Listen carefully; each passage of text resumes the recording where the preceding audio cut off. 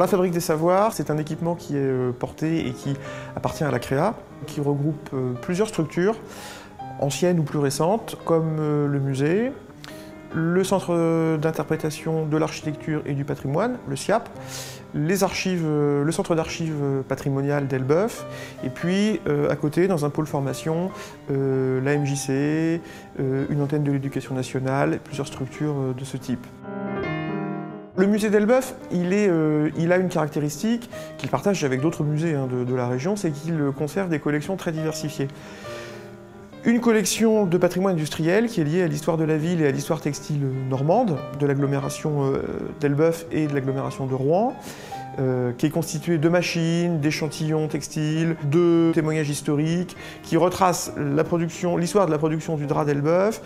des origines, c'est-à-dire de la fin du XVe siècle, jusqu'à la fermeture des dernières usines à la fin des années 1970. Le musée conserve aussi une collection de sciences naturelles, riche, puisqu'il s'agit en fait du noyau historique du musée, qui s'est créé en 1884, c'est un musée qui a presque 130 ans, autour d'un noyau ornithologique. Et puis, en dernier lieu, le musée conserve aussi un ensemble archéologique non négligeable qui s'est enrichi au fur et à mesure des découvertes dans l'agglomération d'Elbeuf et de Rouen, et puis un petit peu aussi dans l'Eure, et avec deux points forts qui sont les collections préhistoriques, notamment néolithiques, et les collections gallo-romaines. Les anciennes usines Blin de manière générale et la Fabrique des Savoirs en particulier sont